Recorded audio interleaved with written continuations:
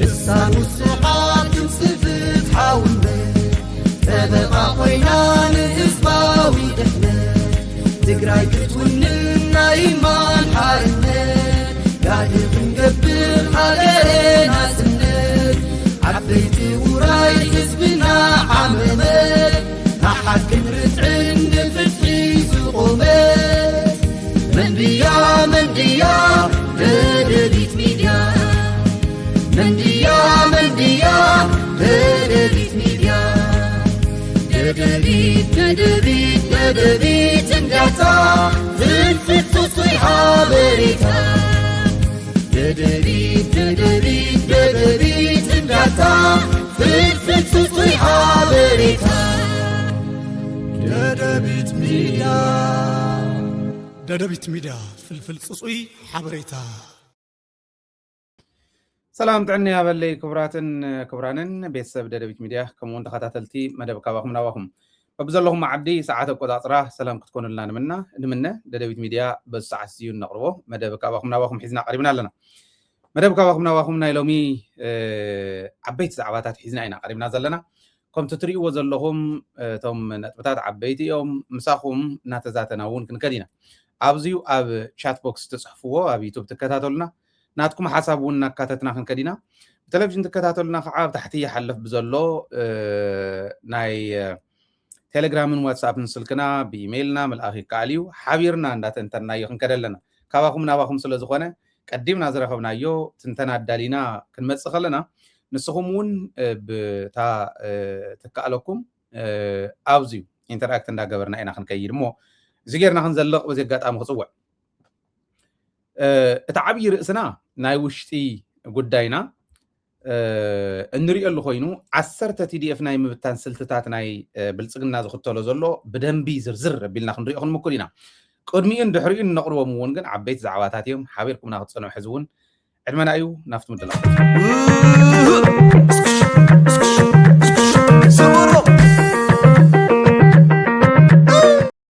ከምቲ ዝበልክዎ ቅድሚ ናፍቶም 10 TDF ናይ ምብታን ስልትታት ምእታውና ሓደ ዝገርም ኣብ ማሕበራዊ ሚድያ ዝዘውር ዘሎ ዝረኣኽዎ መረዳእታ ከካፍለኩም ትግራይ ንኢትዮጵያ እውን ናፍቲ ዝበፅሓቶ ዘብፅሑ ንኢትዮጵያ ጥራሕቲ ኣይኮነ ንቐርኒ ኣፍሪካ ዝተርፉ ጀነራላት ዘለውዋ ናይ ድህንነት ሰብ ሞያ ዘለውዋ ዲፕሎማት ዘለውዋ ዓዲ እያ ኩነታት ሓሚቑ ናብዚ ደረጃ እዚዩ ወዲቕና ዳ እምበር ጥርንፍ ኣቢሉ ብላዕሊ ዝእክብ ነዚ ዓቕምታት ትግራይ ደገን ውሽጥን ዘሎ ዓቕሚ ትግራይ ዝእክብ እንተዝርከብ ነይሩ ክንዲ ትግራይ ትኸውን ሃገር ኣብቲ ከባቢና የላ ብዓቕሚ ብተመክሮ ንሕና ኣኽሱማውያን ኢና ክንብል ከለና ናይ ኣኽሱማውያን ታሪክ ናይ ኣኽሱማውያን ጅግንነት ክንጥቀም ኣለና ንሕና ደቂ ሃፀይ ዮሃንስ ኢና ደቂ ራእሲ ኣሉላ ኢና ደቂ ሓየሎም ኢና ደቂ መለስ ኢና ክንብል ከለና ናይ ዚኣቶም ደቂ ስዩም ኢና ክንብል ከለና ናይ ዚኣቶም ጅግንነት ክንጥቀም ክንክእል ኣለና ጀጋኑና ቀሰብ ኢሎም ሕዚታ ንስታ ዝረኸብክዋ መረዳእታ ታናይ ጌታቸው ረዳ ንጌታቸው ሰፋ ዝገለጸሉ ናይ ለምቅነ ኢንተርቪው ብደንብ ጌርኩም መስተውዒልኩም ራእይዋ ታኢሉ ጥቅምቲ 24 ንሲ ኣበይ ነርካ ኢሉ ወበዚኣ ክጅምር ስለ ዘለኹ ኣበይ ነርካ ኢሉዎስ ኣብ በርዝደይ ነይረ ኣነ ይፈልጥም ጌታቸው ሰፋ እውን ይፈልጥም ክብል ከሎ ሕዚ ኣነን ጌታቸው ሰፋ ይፈለጥና ነርና ዝኾነ ዓለም እዩ ደው ኢሉልና ዓለምን ካልኦትን ከም ደው ኢሎምልና ኣቲና እምበር ኣይንፈልጦን ነርና ዝብል ሓደ መልእኽቲ ካልኣይ መልእኽቲ ምናልባሽ ንሕና ይንፈልጥን ክብል ከሎስ ቦቱ ብኻሊእ መንገዱ ንሕና ትርጉመ ይነበረና ንተዓደም ምሕላው ከም ምዃኑ ይተረድኦን እምበር መልእኽቲ ከም እዩ ካልኣይ ግን ጥቅምቲ 24 እተው ገዛኹም ዝኾነ ነገር ዝኾነ ምንቅስቃስ ኣሎ ክብለና ከሎስ ንሶም ዝኾነ ነገር ሓሲቦም ነይሮም ጥቅምቲ 24 ኣብ ልዕሊ ሰራዊት ኢትዮጵያ ዝፈጸሙ ንሶም እምበር ሰራዊት ኢትዮጵያ ኣብ ልዕሊ ትግራይ ኣይኮነን ዝብል መልእኽቲ ዝሕልፍ ዘሎ እቲ ሳልሳይ ንጌታቸው ሰፋ ዝገለጸሉ ጌታቸው ሰፋ ናይ ድህንነት ሰብ እዩ ኣብ ትግራይ ማለት ፌደራል መንግስቲ ይደልዮ ከም ዝነበረ ፍሉጥ እዩ حلفنا خمسين هب حلفي هبن زبلون منقص تقرأيو أي تقربني لس بقى خم فنتاتان دار حقهم زنورة دبرسيون يقلص مو جيتاچو صفاون نايدهن الناس بحال ምንም ዓይነት ፍልጠት ከም ዘይብሉ ክገልጽ እዩ ዝምክር ዝነበረ ጌታቸው ተረዲእኹም እንትኾን ኣነ ከምኡ እየ ተረዲእ እዚ ዝገልጽ ነይሩ ግን ትግራይ ብማዕዶ ሽሞም ክጽዋዕ ከሎ ጥራሕ ጌታቸው ሰፋ ዝበሃል ሽም ስኢሉ ብሽም ጥራሕ ተቃሊሲ ሽም ትሽሙ ባዕሉ ተቃሊሲ ዓዲ ጌታቸው ሰፋ ድያ እንዳተባሃለ በቃ ብኢንተለጀንስ ማ ዝኾነ ነገር ክህልዎም ይፈልጥዎ እዮም እንዳተባሃለ ብሽም እስካዕ ዛዕለት እዚኣ ዝቃለስ ዘለይ ኣይፈለጥናዮን ተትርጉም ዘይ ንርድኦን ዘለና እምበር ኣነ ጌታቸው ሰፋ ኣማኻሪ ናይ ድሕንነት መገበርክዎ ነይረ ወዲ ወረደ እንተዝኾን ኣማኻሪ ድሕንነት ተመክሮ ኣለዎ ክሰርሕ ዝኽእል እዩ ሽሙ ባዕሉ ዝቃለስ እዩ እየ ዝብለኩም ዘሎ ጅግና ዘይብልና እኮ ተሪፍና በቃ ብሽም ብፀላእቲ ዓይኒ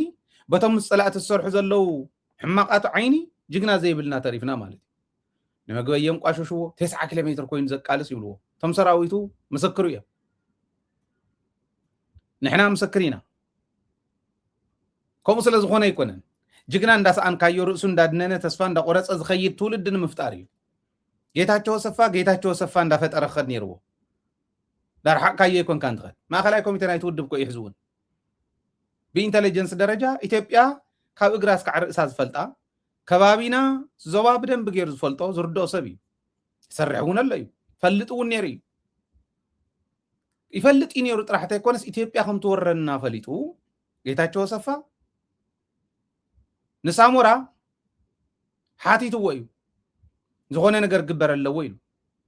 ዘይስንየት ስለ ዝኾኑ ክልቲኦም ተባኢሶም ስለ ዝነበሩ ግን ሳሞራ ይተቐበለን ስሩን ከብላዓና ዝደለየ ሳሞራ ይተቐበለን እሱ ጥራሕ ኣይኮነን ኣነ ዝፈልጦ እየ ዝዛረበኩም ዘሎ ኣቕሪቡ እዩ ናብ ውድብ ኣቕሪቡ እዩ ናብ ሳሞራ ኣቕሪቡ እዩ ይደፉ ኢሉ እዩ ለሚኑ እዩ እምብለይ ምስ ተባሃለ እዩ እምበር ጌታቸው ሰፋ እንታይ ኣቕሪቡ ነይሩ ዝብል ትፈልጥዎ ኢኹም ማለት ኢትዮጵያ ከምኡ ከም ትገብርስ ጌታቸው ሰፋ ኣይኮነን በዓል ምግበይ እኮ ንልሙኖም ነርና እኮ ኢሎም በጃኹም ይደፉ በልዎም ንብሎም ነርና ነቶም ኣዘዝቲ ኣብ ትግራይ ዝነበሩ ናይ ኢትዮጵያ ሰራዊት ኣዘዝቲ ይልሙኑ ነይሩ ጌታቸው ሰፋ ማ ደንብ ገይር ግጥም ቢል ይፈልጥባ ጌታቸው ረዳ ከምኡ ክብል ከሎ ንጌታቸው ሰፋ ዝሓዘነ መሲሉኩም ከይኾን ተጋጊኹም ከይትኾኑ በጃኹም ሰብ እዩ ዘስእነና ዘሎ ብኢንተለጀንስ ብናቱ ሓሳብ ንሱ እዩ تا ካልኩሌሽን ስኢላ ደርሆ ፅሕቲራ ተውፃተም ኮል እያ ጌታቸው ሰፋ ምሳይ ነይሩ ንኽብል ስዩም እውን ቅድሚ ሕዚ እውን ኢልዋ ባይዘወይ ስዩም መስፍንስ ክሕዝኹም እንተኮይኖም ብኸላሽን ትኽእል እንተኮንካ ምትኳስስ ቀተሎ ኢሉኒ እዩ በሎ ኢሉኒ እዩ ይብል ኣነ ንጌታቸው ረዳ ክንዲ ዝኣክል ኣሚኖም መፀኒሖም እንተኮይኖም ዝገርም እዩ ግን ኣይኣምንዎን ስራሕ ይሰርሕ ዘሎ በቃ ከምኡ ጌርኩም ትትርጉምዎ እንተሃሊኹም ወልዳን ከምኡ ጌርኩም ተዘይተርጉምኩምዎ ግን ጋዶ እዩ በተኻሊእ መንገዲ ከዓ ንተወልደ እውን ዘንቋሸሸሉ መንገዲ ስምዕዎ ኢኹም ብደንብ ጌርኩም ተረድእዎ ሕዚ ሓደ ካብቲ ሓደ ንኽሃድም ናይ ጌታቸው መንገዲ ናይ ኣብይ መንገዲ ናይ ካሊእ መንገዲ ሰኢሉ ላንጋላንጋ ገይሩ ዘቕምጥ ኣብናላሽ ንፅባሕ ምህደሚት ኢሉ ዝሓስብ ሰብ እንተሃልዩ ተጋጊሎ ንተወልደ ዘንቋሸሸሉ ጌታቸው ሰናያቶ ለሕወሓት ነቲ ሓደ እኳ ንወፃ ውፅኦም ኣለዉ ኢሉ ገጣሚ ጌታቸው ናይ መጀመርያ ኢንተርቪው ክገብር ከሎ ኣዲስ ኣበባ ተወልደ ኣሜሪካ ነይሩ ምስ ቤተሰብ ክጥይቕ ከይዱ ኣውፅያቶ ለሕወሓት ኢሉ ነይሩ ሕዚ ንተወልደ ዘንቋሸሸሉ ዝነበረ መንገዲ ናይ ስግረዶብ ወንጀል ከም ዝሰርሕ ሰባት ከም ዝቐትል እስር ቤታት ከም ዘሎ ናይ ግሊ እስር ቤት ከም ዘቕመጠ ወራሪ ምዃኑ ናይ ገንዘብ ምዃኑ ዝገልጾ ዝነበረ ጉዲ ነዚኣቶም ከምዚ ገይሩ ዶ ገሊፅዎም ንኽልቲኦም ሕጂ እንታይ ዝብል መፅዩ ሓዙን ሕዚ ምሳ ናይ ዝበልክኹም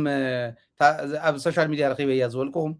ቀሊል ከይመስለኩም እዚ ማሕበራዊ ሚድያ እንዲ ዘሽከርክሮ ዘሎ ሎሚ ኮነ ኢሎም ሰብ ከስእኑ ናይ ኸዱ ከም ዘለው እታ ናይ ሰሙን ናይ ምግበይ ረኣይዋ ናይ በዓል ደብረፅዮን ረኣይዋ ደብረፅዮን ዝገለፀሉ እውን ከምኡ እዩ ፕሬዚዳንትናስ ንስኻ ኢኻ ይብልዎ ይብል ምክንያት ኣለዎ እቲ ህዝቢ ከምኡ ዝብለሉ ኣይተረድኦን ጌታቸው ዝበሃልስ ከንፍረ ዓምሓም እውን ኣይቆፀርናዮን ማለቶም ከምኡ ኢሎም ንደብረፅዮን ይብል ሞ ንኩሎም የንቋሽሽ ሕጂ እንታይ ዝብል ናብ ማሕበራዊ ሚድያ ጀሚሮም ኣለው ሰበር ዜና ይብሉ ሞ ንክልቲኦም ንተወልደን ጌታቸው ሰፋ ነቕሚጦም ክልተ ላዕለዎት መራሕቲ ህወሓት ድርድር ጀሚሮም ምስ ብልጽግና ይብሉ ከምዛ ትርእይዋ ዘለኹም ገይሮም እዮም ዘቕምጥዎም ክልቲኦም ምስ ድርድር ጀሚሮም ሕዚ ተወልደን ጌታቸው ሰፋን ምዃኖም እዩ ከምዚኣ ገይሮም ኣቕሚጦም ድርድር ጀሚሮም ምስ ብልጽግና ይብሉ ኣነ ንእሽትለን እውን እንተኾነት ናይቶም ጸላእቲ ኣካይዳ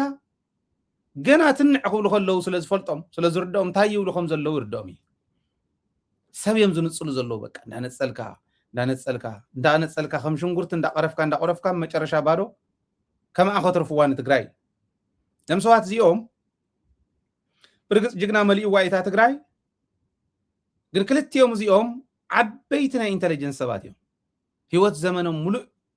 ኣብቲ ሕሉፍ ዕጥቃዊ ቃልሲ እውን ኣብዙ ናይ ሕዚ እውን ኣብቲ ዝነበረ ናይ ሰላምን ልምዓትን ቃልሲ እውን ክልቲኦም ኮር ናይ ኢንተለጀንስ ሰባት እዮም ነይሮም እዮም እውን ሕዚ ከምኡ እዮም ሕዚ ነዚኦም ክንፅልዎም ደልዮም ኣለዉ ሕጂ ምክንያቱ መሽለኹ ተሳኢኑሎ እቲ ኢንተለጀንስ ማለት እዩ ተወልደ ነታ ናይ ዓፋር በል የፍርሳ ኣሎ ዓፋር ዘሎ ሰቆጣ ዘሎ ጸለምቲ ዘሎ የፍርሰን ኣሎ ቀስና በለ ጌታቸው ሰፋ ይተኻእለን ታዝኽእላ ይሰርሕ ኣሎ መስመን ዝብል ዳሕራይ ታሪክ ይግለጾ ሕዚ ነዚኦም ካብ ህዝቢ ክንፅልዎም ኣለዎም ከምዚ ኢሎም ምኻዶም ይቀባበልዋ ኣለዉ ማሕበራዊ ሚድያ ሪኢኹም አንተኹም ንዕኦም ሰበር ዜና ኢሎም ሓሶት ሒዞም ምምፃእ ስኢሉ ቀሊል ጌርና ንሓልፎ ይመስለኩም ተሐቂ ንህዝቢ እንዳርዳእና እዚኦም ዕሽሽ ኢልኩም ክትሓልፍዎም መልሰው ምሳኣቶም ምምጭኻር ኣይኮነን ናህና ማለት ጀጋኑና እዮም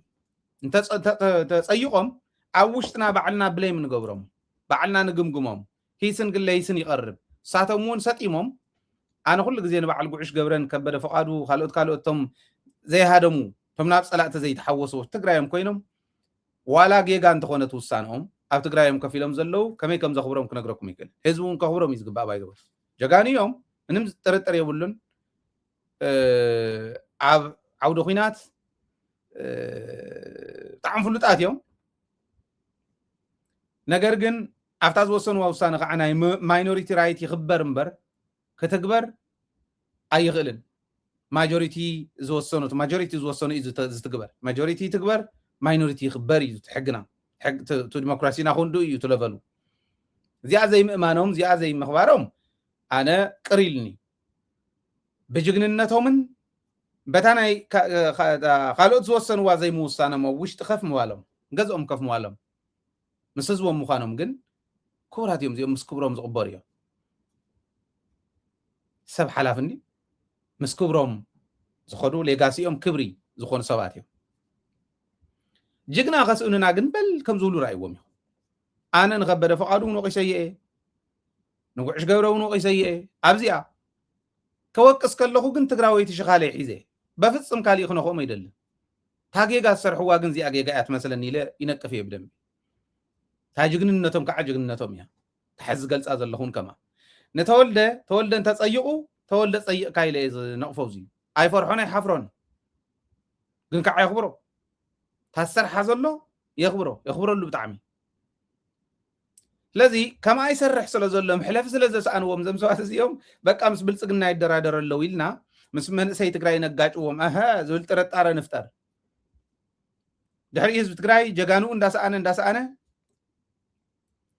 በዓል ምግበይ እውን ከምኡ ጌርካ ንበዓል ጆር መዲድ እውን ከምኡ ጌርካ ወደንበይተይዶ ማሾዶ ካሊእ ደልካ ከምኡ ጌርካ ትንፅሎም እሞ ጅግና ተስእና ንትግራይ ርእሳ ድኒና ትውቃዕ ሽዑ ማለት እዚኣ እታ ዕላማ ፀላእቲ ከምዚኣ ኢሎም ክኸዱ ከለዉ ምስ ኣብይ ኣሕመድ ክደራደሩ ይኽእሉ ዶ እዞም ሰባት እዚኦም እንተኢልኩም ግን ካራ ስሒሎም ምሕረዲኦም ሒዞም ክኸዱ እንተደልዮም ትኽክል እዩ ሞቶም ከቀላጥፉ እንተደልዮም ትኽክል እዩ ገመድ ሒዝካ ምኻድ ማለት እዩ እሞ ከዓ ክልቲኦም ሓቂ ንምዝራብ እንተኮይኑ ሻዕብያ እውን ዕሪ ዝፀልኦም ዝነበረ ሰባት ሕዚ ፅምዶ ኢልና ኢና ኣያታትና ጀጋኑና ክንክኡን ኣይንደልን በፍፅም ተኣምር ሓለውቶም ንሕና ኢና ናብኡን ዝኸደይ መስለንን ሻዕብያ ሰኢልና ግን ሸለል ንብሎ ኣይኮነን ኩሉ ግዜ ክሕለው ዝግብኦም ክብሪ ዓዲ ዝኾኑ ጀጋኑ እዮም እዚኦም ናብ ብልፅግና ከዓ ባዕሎም ካራሲ ሒሎም ክኸዱ ዝኽእሉ ክንዱኡ ዝኣክል ዓያሾ ኣይኮኑን ለዚ እንዳተረሓቕና ግን ክንከድ እንዳጠርጠርና እዮም እንዳተጠራጠርና ክንከድ ግን እዚ ዓይነት ዜና ሒዞም ይመፁ ማለት እዩ ሃህበል ሃላይ ድዮም ዝበሉ እዞም ቲዲኤፍ ሃህበሉ እዮም ክበሃሉ ዘለዎም እዚኦም ሃህበሉ ጌታቸው ሰፋ በሎ ተወልደ በሎ እዚኦም ኮር ናይ ኢንተለጀንስ ሰባት እዮም ብርግፅ ናይ ኢንተለጀንስ ሰብ ኣብ ትግራይ ብዙሕ እዩ መናእሰይ እኒው ሓዋሓው ዝጭኑ መናእሰይ ኣለዎ ኣርኒቡ ዝመርሕ ኮይ ተሳኢኑ እኒሄ እምበር ሕዚ ተዓቕሙ መሊኡ እዩ ትግራይ ኣብ ላዕሊ ዘሎ ቁንጮ እያ ተኣብያትና እኒሄ ሓደ ተረፈ ከዋፍሮ ዝኽእል ሓይሊ ከማእኽሎ ዝኽእል ሓይሊ እንተተረኺቡ ብደንቢ ክሰርሕ ዝኽእል መሓውር ኣለዎ ተዓዲ ከምዚ እዩ ከዚ በዞም ጀጋን እዚኦም ዝመፁ ዘለው ምናልባሽ እንታይ እዮም ዝብሉ ወይለየ ክሕወሓት ይብልዋ ወይለየ ክሕወሓት ምስ ፌደራል ምጅማር ምድርዳር ጀሚሮም እዚኦም ናብ ኣዲስ ኣበባ ክምለሱ ፃዕሪ ይግበረሎ ሳቶምን ይገብሩ ኣለው ኣዲስ ኣበባ ዘለው ብፀቶምን ይገብሩ ኣለው ትፅቢት ዝግበረሉ ምዃኑ ኣብ ቀረባ እዋን ትፅቢት ዝግበረሉ ምዃኑ እውን ይንገር ይብል ኣብይ ተስፋ ሂብዎም ኣሎ ሓደ ገንዘቦም ክምለስ እዚ ንተወልደ እዩ ሓደ ከዓ ከይእሰር ኢሉ ተስፋ ሂብዎም ኣሎ ኣብይ ኣሕመድ እናክምለሱ ሳቶምን ቃልኣት እዮም ኣለዎ ክንደይ ናይ ዝኣክል ሪኢኹም ተሓሒዞም ምስቱ ክመስል ምእንታን ዝተወልደ ገዝኡ ስለ ዝፈረሶ ህንፃ ሆቴል ይፈሪሱ ሆቴል እዮም ኣፍሪሶሞ ፍፁም ክፅገን ብዘይኽእል እዮም ዓንድታት ኣፍሪሶሞ እዚ ክምለሰሉ ሓደ ከዓ ክትእሰር ኢኻ እዩ ተባሂሉ በቃ ክፍረደካ ኢትዮጵያ ትደልየካ ተባሂሉ እዩ እዚኣ ከይግበር ኢሎም ምስቲ ዘሎ ሓቂ ዝመስል ኢትዮጵያ ትደልዩ ዓይነት ሞት ኢትዮጵያ እውን ኣብ ልዕሊኦም ዝፈፀመቶ ምስኡ ክትሓዝ ዝኽእል ክትኣሳሰር ዝኽእል ነገር በቃ ከምዚ ክትኮኑ ኢኹም ኢሎም ኣታሊሎም ነዚኦም ካብ ህዝቢ ክንፅልዎም ይምክሩ ማለት እዩ ዓሻኹም ድለዩ ንሕና ተጋሩ በያታትና እንደራደር ሰባት ኣይኮንናን ሳቶም እውን ብህዝቦም ዝደራደር ኣይኮን 17 ዓመት ክቃለሱ ከለዉ እኮ መምለቑ መጥፍኢ መሰለሚ ደስ ኢኖም ይምዳ ኣብዚ ሕዚ ዝነበረ ሓዊ ተወልደ እውን ካብ ዓብይ ስልጣን ካብ ዓብይ ሓላፍነት ገንዘብ ዘብልዖ ስድሩኡ ደርቢ ይመፅዩ እቲ እውን ናብርኡ ዝመርሕ ዝነበረ ምስኪን በቃ ዘለኣለሙ ኣብ መከራ ንህዝቢ ክብል ኣብ ከምዚ ዝበለ ስልጣን ደዳኢቶ እዩ ከምዚ ዝፀንሑ እዮም ሎሚ እርጋን ድዮም ተሸኪሞም ጎተትና ወልና ኣብይ ኣሕመድ ክኸዱ ኢልና ክንሓስብ ሃህበል ሃላይ ትብል ናይ ቲዲኤፍ ኣባህላ ኣውዚኣ ትመስል ወይለየ ሕወሓት ዝበሃል እውን የለ ሕወሓት ዋላ እንተዝቃወምዋ እውን ክትፈርስ ይደልይዋ እዮም ይብልና ዓያሾ ይኮኑ ክሕረዱ ክጠፉ ንሕወሓት ትመስል ንሕወሓት ክትክእ ትኽእል ውድብ እስካዕ ንረክብማ ኣይንዕሾን ዮሴፍ ሃይለ ስላሴ ዝበላ ቃል ኣብዚ ክጥቀም ደንበ ክቕይረ እንተኮይነ ደንበ ይቐይራ እንተኢለሲ ንእንስሳት ወይ ገዛይ ከፍርስ እየ እንተኢለ تا جزاي سنتبت ولا حميقاتني انتيله محدري تي تكون انتي سرحقو نعم انت ناسق انت تكون انتي سرحقو تا جزاي فرسان حوحات ولا انت تقاوم قوة كتودق ايدليان نحوحات كتك زغل حيلي اسكع عزم سرزيل تقاومي لبام مالت زي هزواو مالتكم زي سلازي حوحات كتودق اللي كانت راح مكلاستي كونه نحوحات زتك انت خونا خاو ان لعل انت زي الله خندا ازغون كت مسرت ناي قدني ازي زي قبركا ودب كتفرس ازي زي قبركا خستخاخل يلكا صيلكا ملك حيسكا بتحت جزا ختعرس ملك حيسكا بتحت تفرس انت خونكا محداري خازي حاسكا عشقاري محداري يصل ندا صلاي يلكا صلا امينكا ودب كافريسكا منغست كافريسكا هزو كافريسكا انت خيدكا جن ناي مجمريا تحراد نسخايخا زنقحخا نسخا سلطونك ناي مجمريا زحاش زبال كافتو زودق زل هزبي نسخايخا تبالكا سلتقمت سخا تحرد ددحريخا هزبخا يحرد زي اخ غوري دولي يوم اللي زحسب سب انتحالي دون قري حوحات ويلي يخيبل ما اخلاي كوميتي حوحات يو جيتا جوزيف مو ويلي يخيل وايدي خيد كندي دون قرقم زلو تزي والله تلونو تنهانا كو ام بقى زدون قرو زلو يدون قر بقى أوكم زبالة درجة مودقنا يحزن جن هاهبل هاللاي تولد قدفو يتاچو صفا قدفو مو دحر حزي تنفرحو دورده خمزيا نابل زوسدنا زلو اون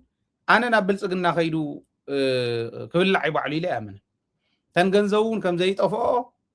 حزب تግራይ እውን كم زي دحن ابي እውን تيون ناتطراطرو دخون يخون داول غوتت نابلو كخيد بقى خما يلخ زلق كدلي خوني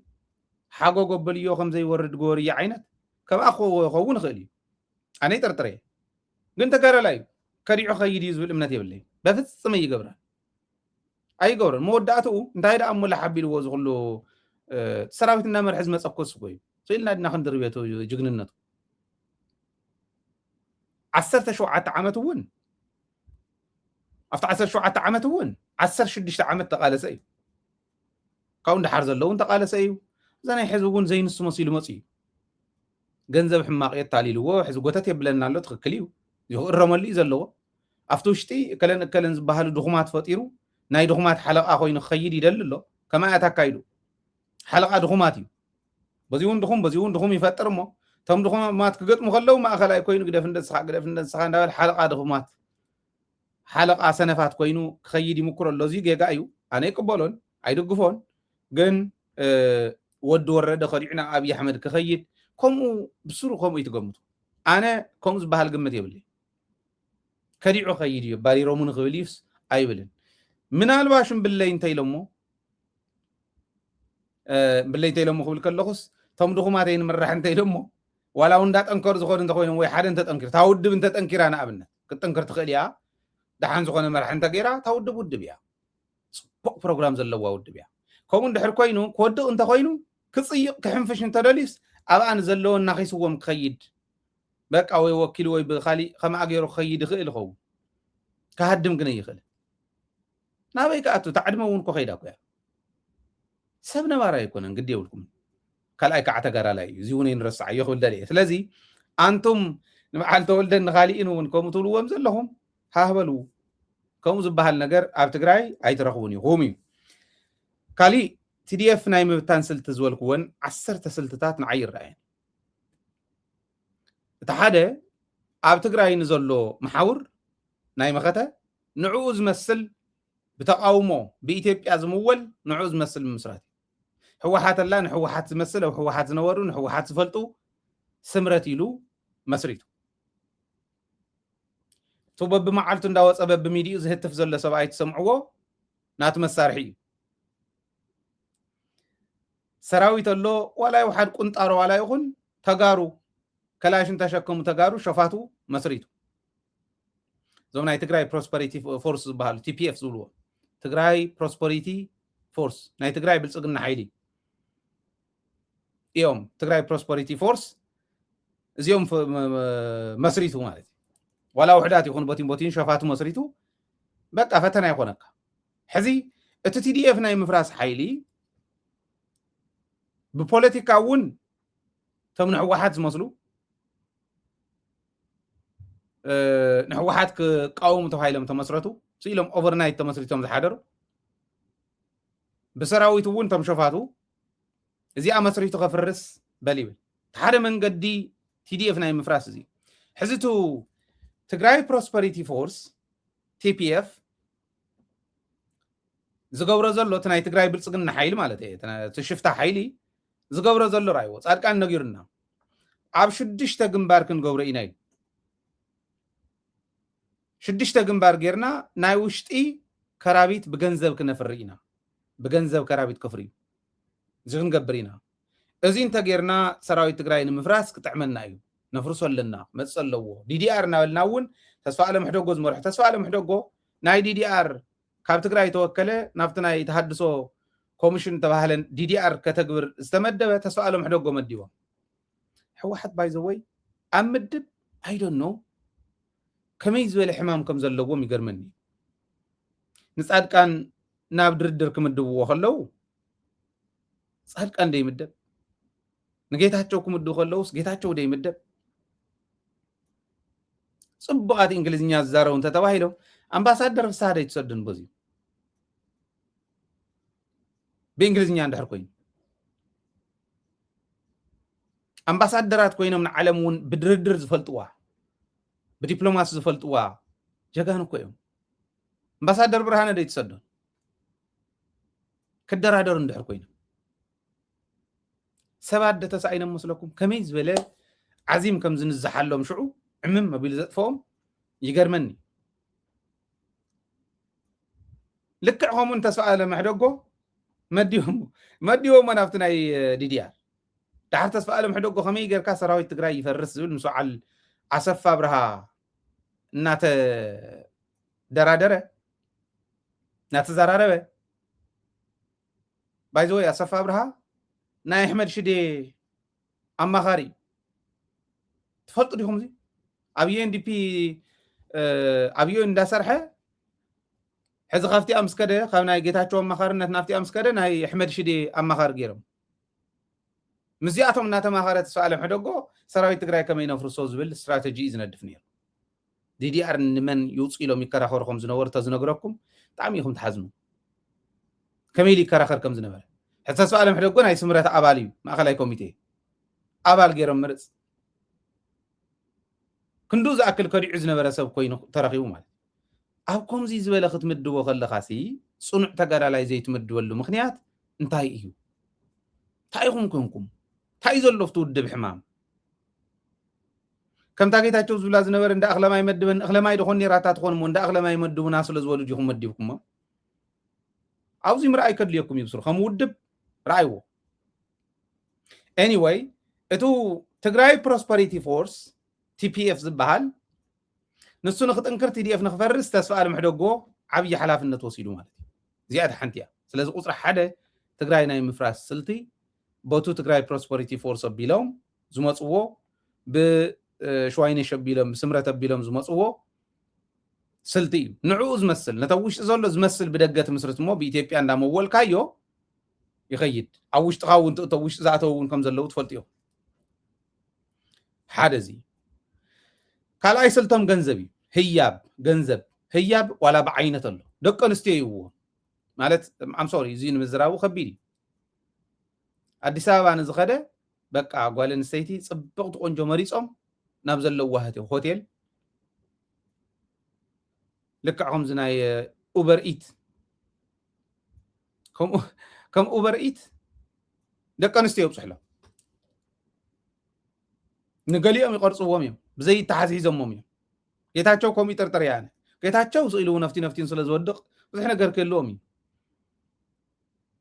ግን ብጥቕሙ እውን ሒዞሞ እዮም ጌታቸው ክርስትና ኣብ ዘለዎ እንዳሳዕስዐ እንዳሰተየ ሰኺሩ ዝወድቕ እንዳተስካር ከም ናይ ጎደና ሰብ ተስካር ኣብ ዘለዎ ኣትዩ መስተ ዝሰቲ ሰብ እዩ ጌታቸው ንሱ እዩ ክርስትና ነይሩ ዝኾነስ ቅራር እንተይተረፈ ኸፃሪ እስካዕ ሳልስተ ብዚ እንዳመፀ ሓሙስና ኢሎም ኣዲስ ኣበባ ዝድውሉልና ሰባት ነይሩ አንታ ዙዲ ዝመርሓና ነይሩ ኢሎም ዝሓፍሩ ማለት ክንዱ ዝኣክል እዩ ሕዚ ብህያብ ብገንዘብ በዓለ ሰፋ ብርሃ ውዝዩ ዓብይ ናይ ሮያል ፋሚሊ ከባቢ ኣክተራት ዝገዝእሉ ከባቢ ገዛ ይገዝእ ኣሎ ብህያብ ብገንዘብ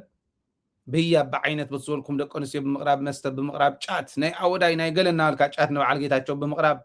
ዋላ ጋዜጠኛታት እውን ጫት ኣቕሪቦም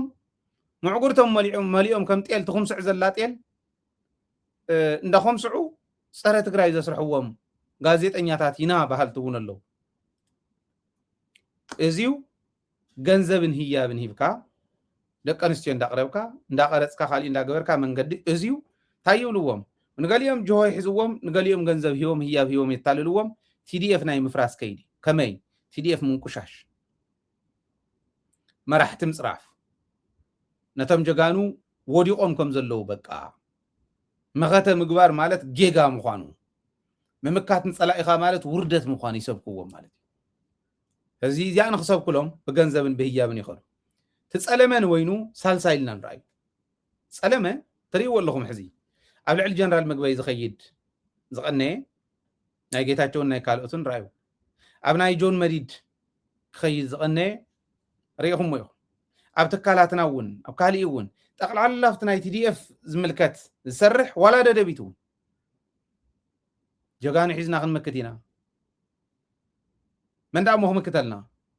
ከምዞን ገብሪና ክበሃል ከሎ ናይ ደደቢት ዝኾነ ክሊፕ ቁርጽ ኣቢሎም ምስ TDF ከተሓዝዋ ይኸዱ TDF እንደ ደደቢት ምፍላይ ይካለ ሕና በደንብ እንኾርዓሎም ጥራሕ ኣይኮነን ንTDF ዘይኾን ምንም ነገር የብልና ንዖም ዘይኾን ነገር የለ እዚኣ ስለ ዝፈልጡ ካብ ትካል ካብ ደደቢት እውን ክፈልይዎ ኣሎ TDF ዝበሃል ደደቢት ክጸልቕ ክገብርዎ ክእሉ ኣሎ ሕወሓት ክጸልቕ ክገብርዎ ክእሉ ኣሎ ትሕቶ ትጸለመ እንዳጸለምካ እንዳባእስካ እንዳረሓቕካ ትኸይድ እሞ ተስፋዮ ዝቆረፀ ዝብተን ይህልወካ ማለት እዩ እዚዩ እቲ ሳልሳይ ትራብዓይ ጥሜትን ዓፈናን መረረትን ብሓንሳብ ሰራዊት ራሽን ከይህልዎ ባጀት ተዓጽ ሰራዊት ብሓሶት ብዓፈና ወደስኻ እኮ ከምዚ መረኸብካ ነርካ ሪኢኻ ወርቂ እኮ ስኢሎም ይወልዕዎ ኣለዉ መራሕትኻ ስእሊ ይስእሉ ናይ ምግበይ ከምዚ ገር ዝኾነ መኹዓት ሒዙ ወርቂ ገለ ዘለዎ ስእሊ ስኢሎም ናይቲ ሓደ ከምኡ ወርቂ ክሸጡ ስእሊ በዚ ክንዲ ዝኣክል ወፀ እንዳተባሃለ ሕሪኡ ትጠውሚ ዘሎ ኣነ ዓደይ ክቃለስ ወፂሳቶም ከምዚ ይገብሩ የማርር ደሞዝ ከይህልዎ ተኣበል ከይትህልዎ ተናይ ፖኬት ማኒ ትበሃል ከይትህሉ መረረት ከማርር ይገብሩ እዚ ብምግባር ሰራዊት ካብ ኣዘዝቱ ይፈልይዎ ንኣዘዝቱ ዘይእዘዝ ወታደራዊ ሰንሰለት ወታደራዊ መዋቅር ካብ ታሕቲ ንላዕሊ እናቆረፅዎ ይኸዱ ኣብ መንጎ ፈልጥዋ እውን ስለ ዝኾኑ ዝነበሩ ስለ ዝኾኑ ገሊኦም እዚ ይገብሩ ስለዚ እዩ ትራብዓይ ስልቲ ፖለቲካዊ ነዃል ብምፍጣር ከምዚ እኮ ዝገብረኩም ዘሎ ከምዚ እከለኹም ስለ ዝኾነ እዩ ከምዚ እኮ ዝገብረኩም ዘሎ ንሕወሓት ክትሕሉ ስለ ዝደልየኩም ኮ እዩ ከምዚ እኮ ዝገብረኩም ዘሎ እዚ እኮ ስለ ዝኾነ ኢሎም ድኹም ዝኾነ ፖለቲካዊ መሪሕነት ይፈጥሩ ሞ ፖለቲካዊ መሪሕነት ይትረፍደን ሰራዊቱን ዋዕሉ እውን ዘይኸውን ይገብርዎ ታሕዚ ዘላ ናይ ትግራይ ራእይዎ ንምንታይ እዮም ሕወሓት ሕጋዊ ሰውነት ኣኸልኪሎም ሰንፈላል ይገብርዎ ኣብኣ ትጥምጠም ናይ ሕወሓት ቃልሲ ኣብኣ እንዳዘወረት ትነብር ኔትወርክ ከም ዝደሊ ከምዚ እናዘወረ ከምኡ ትዘውር ወዲ ወረደ እውን ስርሑ ከይሰርሕ ምስ ሕወሓት የቆሳስልዎ ኣብ ግዜያዊ ምሕዳር ዘለው ተጠማመቲ ኣብ ክንዲ ተደጋገፍቲ ተጠማመቲ ይኾኑ ፍሒት የለን ካብኡ ተጠፋኒን ከ ኢኻ ኣኸፍ ትብል ስለዚ እታ ፖለቲካዊ ነዃል ይፈጥርዋ እሞ እታ ፖለቲካዊ ነዃል ንምፅጋን ሒኹ ክብሉ ከለው ሰራዊት የልዕሉ በዚ ሰልፊ እቲ ሰራዊት ነኻኽእዎ ትውሽጢ ምሽጥረ ይፈልጦን ሚድያን ፕሮፓጋንዳን ከዓ ከም ዘይኽእሉ መራሕትና ስለ ዝፈልጥዎም እታ ነዃል ፖለቲካዊ ነዃል ፈጢሮም ንዓ ክፅግን በል ዝብል ዘሎ መሪሕነት ዓቕሚ ይጎድሎ እሞ ነቲ ሰራዊት ይርስዕ ሰራዊት ይለዓል ካብኡ ማለት እዩ ሕዚ ከምዚ እንዳበለ ብኣ ከፍ ኢልና ኣይ መሬትና ኣምሊስና ኣይ ህዝብና ድሒና ኣጎላጉል ፊሒት ዘይበልካ ኣብኣ ትነብር ዓለም ትስጉም ብማይክሮ ሰከንድታት እንዳተቐየረት ትኸይድ ዓለም ንሕና ብዓመታት እውን እንታይ ተቐየርና እኳ ዳኣስ እንድሕሪት እንዳኸድና ዳብል ውድቀት ናምዝገብና ንኸይድ ማለት እዩ ስለዚ ከምዚ እናኾነ ክኸድ ከሎ እቲ TDF እንታይ ይኾን ተስፋ ይቆርፅ ይስደድ ይብተን በቃ ናብ ሌብነት እውን ከኣቱ ይኽእል እዩ ባይዘ ሓደጋ እዩ ክፅጉሞ ከሎ በቃ ክበልዕ ክምኩር እዩ ኣራዊት ዘገዳም እንተረኺቡ ክብጥሰን እዩ ፎትዮ ኣይኮነን ተይፈተወ ተገዲዱ ብጥሜት ተስፋ ብምቁራፅ ናብኡ ክኣቱ እውን ክገብርዎ እዮም ብረት ዝሓዘ እዩ 200 ገለን ሽሕ ከምቲ ንሶም ዝገልፅዎ ብረት ዝሓዘ ኣለካ መድሕን እዩ ናይ ኩሉ መድሕን እዩ ግን ተገዲዱ ናብ ካሊእ ፀገም ከኣቱ ይኽእል እዩ እዝዩ ሓደ ካሊእ ናይ ፖለቲካዊ ነዃል ብምፍጣር ዝኸድዎ ዘለው ሚድያን ፕሮፓጋንዳን ከዓ ወኸባ ብምፍጣር እዩ ኣይዎ TDF ሰልፊ እንተወፀ ስማርት እንዲዮም ባይዘ ወይቶም TDF ዋላቶም ህፃውንትስ ጀጋን እዮም ብጣዕሚ ዝገርም እዩ ብቃላት ዝግለፅ ጥራሕ ኣይኮነን እቲ ጅግንነቱ መጀመርያ ሰልፊ ክወፁ ከለዉ 22 እንታይ ገይሮም መስለኩም ህዝቢ ዘይፈልጦ ይኮን እዚ ኣሕሊፍና ኢና ነገሩ ተሰሊፎም እዮም ከይዱ ብረት የብሎምን ግን ወታደራዊ ልብሶም ለቢሶም እዮም ወታደራዊ ልብሲ ንምንታይ ለቢስኩም ኣቲኩም ተኸዲንኩም ንምንታይ ኣቲኩም ተባሂሎም ክሕተቱ ከለዉ ካሊእ ከይሕወሰና ኢሎም ኣይገርምን ኣነ ገሪሙኒ እዩ ማለት ክንደይናይ ዝኣክል ናይቶም ልያቡ ሽዑ ይተሃህበልሃላይ ዝብል ፅሑፍ ሒዞም ዝወፁ نايتهم عد خطفو زخور زلو ليابو تكبار كندينا إذا أكل كم استرد أخو شوي تسلفهم يخدو مو حلوتو اللو ورديا ون حق مخبرت وني ولا وسن برتاي حازون كدان كن تخدينهم ثاني وتادرا وخدانو حق مخبرت اللو كالي خي حوس يونيفورم يم تخدينهم قالات كي يقبل كي يتالل حلوت حق مخبرتني ولا بسرعه يم كيدو نزيهم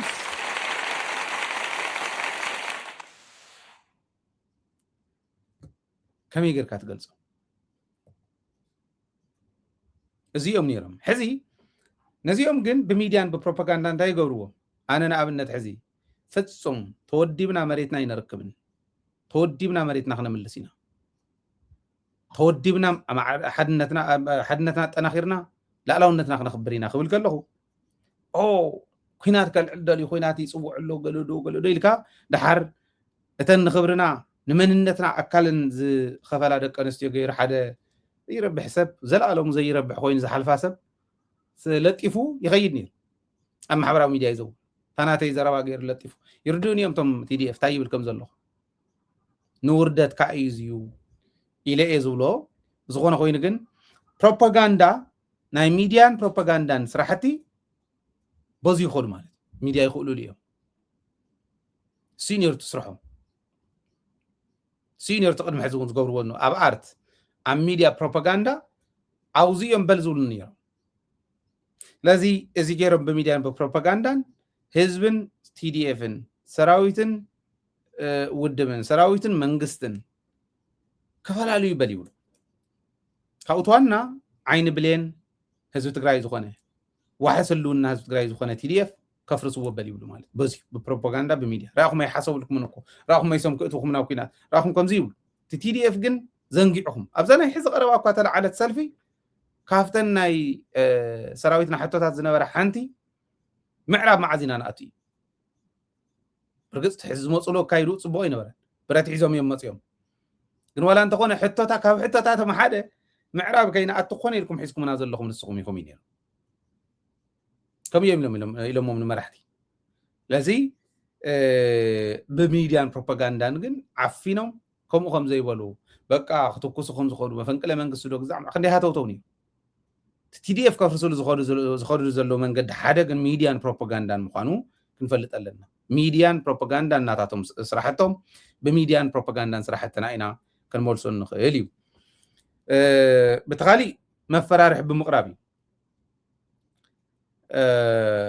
اتم مفرارحي كافتم مفرارحات حدا فايده بايزوي 67% حزب تግራይ ውጽኡ حزب ግዴታ فايده مريتካ መውሰዲትያ ምክንያቱ ታዘውፃ ካላ ቦታ እያ ታ ቦታኻ ምዕራብ ትግራይ ተሰዲዱ ዝመፀ ኣብ ሽረ ኣብ ዓድዋ ኣክሱም ኣብ መቐለ እንተውፅኡ ወዲ ሽረ ወዲ ዓድዋ ኣክሱም መቐለ እዩ كم توهيل يحسب كون توهيل مريت ناي موسى دي برغص بحيل خوسد وديم كمو اب قربا اوان كنري نخلينا سو انا معلت زي بلن كن تاي كم زغون كتري ويو اي قالن هم غيرم كوسد يخولن كن ميسكا اب ايثيوبيا نصنح يز مسلم ودينا انا نحناكو حلناناكو هاجر تግራይ تبال هاجر مسريتي اوريدي ودينا يينا يلنا ابዛ ايثيوبيا تبال عدي كوم مخاننا غن يفلطنس او ኢትዮጵያ ዘለና ይመስሎሞ ወድ እከለ እንታይ ገንዘቡ እንታይ ትምህርቱ እንታይ ከምዚዩ ይሕዝዎ ነቲ በዓል ሃፍተውን መጎምጠጢ ነቲ ምሁርውን መቀንጸሊ ነቲ መሬትውን መውረሪ እዚኦም ኩሎም ክመፁ ምዃኖም እንዳፈርሕ እንዳሰገእ ዘሎ ቲዲኤፍውን ዋዓል ቲዲኤፍ ስካዕዚየ ነረ ይቅርታ ንኽብል ይገብርዎ ማለት ስለዚ መፈራርሒ ዋላ በቶ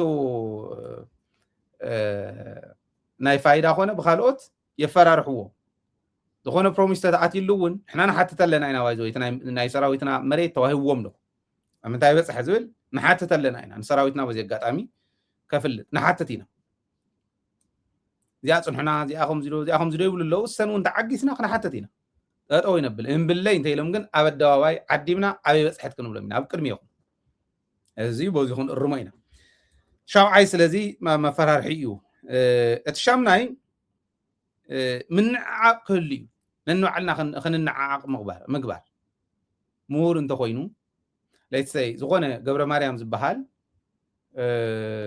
نتعد خمرح زخل بقعات زلو كساغرا زخل بقعات زلو مدلاو زلو سب انت هاليو نتقبر مريم شومون زي شومون هيبكا صليمكا كاب حزب نصيلكا حزب هنا عقتكو عدو حليفو زيهب عدو زمكت نعدو زكلاخل مالته فتناتات عدو زمكت بحزبو زي الدرادر جغنا አዛዝ እንታሃሊ ነታ አዛዝ ካብ ዝፈቱ ንጽሎ ተጸልሞ ከም ትጌታቸው ዝገብሮ ዝነበረ ናይ ጀነራል ምግበይ ናይ ካለ ናይ ወድም በይተይ ታይ ዝበላ ክንደይ ቢልዮን ይዘ ሓደ ልዕሊ 1 ቢልዮን ወሲዱ ኢልዎ ምስኪናይ ሰውነቱ ዘሎ ጥይት መውጽስ ኣነ ሰብኣይስ ልዕሊ 1 ቢልዮን ወሲዱ እዩ ይብል ንምግበይ ከምቲ ዝብለ 9 ኪሎ ሜትር ኮይኑ ይዋጊ ይብሉ ምግበይ ማለት ኣቦ ብሬን እዩ ببرين زفلت سبرين حيزو صلاتو زكواشح صلاتو دمسيسو دقن حيزو عدو حرازو توكيس طرح انت يكون تزاريبون زفرح زسق نصلاتو ايو نزياتهم كون قاشش بليو سلازي ننعقم مالتي ندحركم غير كايو ناتاتهم حساب نسي كنعقبو مغوي 9 كيلومتر كوين دي زواغ كنبل دبر اباي مسكر ثم ناسي كم فسوا زي كال مكينه صنيحه قربلكم ين وين عبد دبر ابايس حنت مكينه اندا تملالست حمص بيلاتهم تناي دبر اباي اوبريشن لعل خلت تشحن قلن تشحن 500 قلن سراويت نا ايثيوبيا ترفرفلي تا اوبريشن نسان مكيات توسنو سراويت حيزي يخيل مغبي ابانيري زيان مغبار او حنت مكينه خبيد صعنت زحازت ناتملالست ربشاتهم ناتوكسو معناته تملالسو معناته قلعو مسو زنور تغادلتي خوقو واي كال نغاطامي تكوستيوم تغارو فلطوم حرناي غيزي حتى سلو زخونه حويلو تقبيلو ببرين او غيلات رئيسو ببرين بنقربيلو بخلت تطيت تاريخو بعين زرايه مسكري بنقربيلو والحزي داي حز تلعليلو امكينه مسنفست تحري سموز نيرتو اوبريشن لحساب لمم كيدو مغوي مالت كوزي كوي عجوتو برين حيزو زوص توقعو عجوتو توقع مسنتهم عجوتو برين حيزو زوص كالوت كو خيولس كالوت كا من اليومنا خندو اكل فرحات كلونا يقول كم تزولو وزلو زغبر يبلنا من الباش كن كطبق زخلنا زخون يكون سم تزطقو ما حاشن يرو مون مغبي يمزو تعجس ناتباله خيتاتو ناتباله عرقتو بصاتو يدف زبلو وسبيو خياتو بقى برين متكواس دسل زبلو ما برين 9 كيلومتر ده يخدي برين تامرات كو يتحسوتنا يجيتاچو تحسوتنا يغليو سلا انت اي انتو علامو مسيلكم كنعقم انتان كننعقمو بسراويت بوتادرون جغنا زيبلنا خندر نحنا اما اي تشحات سراويت جغنا يقول همزلو كل مغبي كل جون مديدي كل ودم بيتي كل ود وردي بتانا وتادراو معناته ود ورد انا بوليتيكا يكون زمزنو كومو يوم كله جن تعلامه من عقلي دبرصين تواردو بقى قنعنا ناي دبرصين بالانت حساب ناي دبرصين اي تقبلون كله ختنعقم انتن دبرصين راخو متراخو ختبلي جبركا عالم راخو متراخو ختبلي جبركا من عقل حزي اب تግራይ ጎብለል ደለዋ ፖለቲካ ትግራይ ኦ ናብ እከለ ኺዱ ዝባሃለሉ ሰበለዶ ፖለቲካው መፍትሒ ይሉ እከለ ተዋሂሉ እስከ ጽሑፍ አቅርበልና እከለ ተዋሂሉ አለዶ ብሞያና እኮ ክነግልግል ንኽእል ሰባት ናይ ዓዲ ሽግር ክንፈትሕ ንኽእል ሰባት በታ ሞያና እንተንዛረብ ትደፋእንኹም ዳውሊኦም ኮን ነይሩ አጋጣሚ ኮይኑ ብሞያና ግን ዕርኒና ተፈሊጥና ስለ ዝጸናሕና ብዙሕ ጸገም ከምፀ ይኽእሉ تكبار سلاخ نسلن نسرحلو من عقلو نتيدي افترحت يكون نخلو يو كفرسو لزخدو زلو مالتي تسفى مقراص عنتو يوني لي تاشعينا تسفى مقراص مريتي ندحر زي ملس حداري ندحر زي يقبر حدار زي يقبر ندحر مريتي زي ملس ندحر زي كد انا قزاي زي كد نقوم زي لا زي طف نسعودي قالنا لك تسفى نقراص كاخ طف مقبار ازي مخرو هاي معدخه او نوصا كوت كوديخم نزون صدقكم إنا طرح نعنا بحرام ريتوس نقدرك من مارستات بقى وي كتفيها وي كتورريها نبرتك وي كعنانا حرام ريت كيد سلاز تسفق قريصو تسب رؤسو دنينو كمزوم ولاد زلو زنوابي نا كنكد نزعد قريفنا انتعي بمنتاي مخنيات بمرحتي زولو زنور كوم إلكا مرر إلوكا تسفق قرص حزب تسفق قرص تسفاز قرص حزب زلوو تسفاز قرص أدجن زلوو تقارا لايون تسفق قرص بحري مختنا تمكن إيتعلامه تعسراي ما فتس من عايزهم كلهم تشعت تقع عصب مفراي عصب مفراي كمين نقولوا خمن جميرهم نمن عند عصابو خيدهم رايو على أرجاو بره بعل ملو نجا نبع على إبراهيم حريين أفتهم دحريهم زخود دحريين أفتهم دحريهم زخود دحريين أفتهم دحريهم زخود ندخونه ناتبلا شو يخيدو كمين ناولنا وزحيهم كيدهم زي قد استفلت وترد وإمالت لذي عصبات مفراي حدا TDF ناي مفراي مجلس إيه عصبات عمز بها الحدا عصب زولزنا ورد ونحن 6 نغفل تيوم 4 يوم نغفلوهم العلم دبيلنا يا العلم دبيلهم ما اخن رينا العلم كنبلينا كاب إثيوبيا أنها تعصبكس نعصبات يغفل له أنا عصب مو እቶም ጀጋኑ እቶም ህዝቦም ሕልው ዘለው ላዕላውነቶም ዘኽብሩ ዘለው ጀጋኑ ምስ ዕሱባት እናወዳደረ ዝልጥፍ ዕሱብ ምፍራይ ማለት ከምኦም ዝበሉ ምፍራይ ማለት ዕሱብ ምፍራይ ማለት ታንክ ቀቢራ እያ ትግራይ እናበልካ ንትግራይ ካ ክትብላዕ ተኩሰላ ምባል ማለት ዕሱብ ምፍራይ ማለት ከምቲ ጌታቸው ዝብሎ ዝነበረ ንዑንዶ ንእተው እንዶ በልዎም እንዶ እግሮም እንደይትጉተቱ ኢልና እየና ኣብይስ ኣይ ህዝቢ ትግራይ ኣዝመራ ክእክብ ደሊና እኮ ኢና ኢሉና ኣብይ ይብል نعقد الوان تقرأ إن داول الزارو مالت يوم تم حسوات مال حسوات كلهم رأيوه بايزوي زع عصب مفرايز والكوا عسريتي بتكبر حس تكبر زلايا ناي كل ما فتسميت كعايا عصب انت فري انت بزحه شو انت زغنون نهزباو شخال زحزه سعره يفلت ايغون ساينس يبلو تفطروا يعدلهم حزباو شخال زحزه ولا انت وحدهم كل زي الناس عريض عسرت حدا كو امنير هو واحد سرت حدا خوينا من جميرهم حزباو شخال حزبهم كن 17 عامات وسيد لهم تخكل يكن سعيرهم تاريخنا هنا كوي وناي كالي مخادي يدلنا ناي بعلنا ويني حزباو شخالنا كاين سحت طرح امبر حادنتنا تناخيرنا حزباو شخالنا أصنعنا انتغيلنا عرفنا أصنعنا انتغيلنا أي تتراترو سعرتينا حزق عتاري فورم تقلت إف بهالي يعني حزوم ما زلو قل سواتكم زلو يفلتي ازيو جيغا يخون جيرو تقلت إف تاري فورم سبي مسا اكالي يخون اكالي تقراواي نأكالي خد قير يوني تبني تاري فورم بقوع أخمد سيات قلبر كاو كلو لعلقن نحنا نخون سلاتبل أنا فوتواي نحنا خنكون تاري فورم تقلطف زبل بدنبي كتحزو لي يدلي مالس لذي قداميتي ازناي تግራይ ፕሮስፐሪቲ ፎርስ በሃል TPF ዝብልዎ በዓል ስምረት በዓል ግዛዕ ጌርካ እዚኦም ጌርካ ትግራይ ንምፍራስ TDF ንምፍራስ ገንዘብ ካልኣይ ገንዘብ ወይ ህያብ ጌርካ ሳልሳይ ጸለመ እንዳጸለምካ ራብዓይ ጥሜትን ዓፈናን መረረትን ክህሉ በመግባር ሓምሻይ ፖለቲካዊ ኖኻል በመፍጣር ሻድሻይ ፕሮፓጋንዳን ሚዲያን በመጥቃም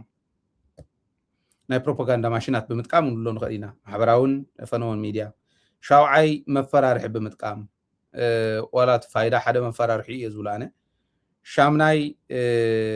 ምንዓቅ ክህሉ በመግባር ታሽዓይ ተስፋ ምቁራፅ ክህሉ በመግባር ዓስራይ ዕሱባት ብምፍራይ ንኩሎም ቶም ዓንተው ዝበልክዎም ብዕሱባት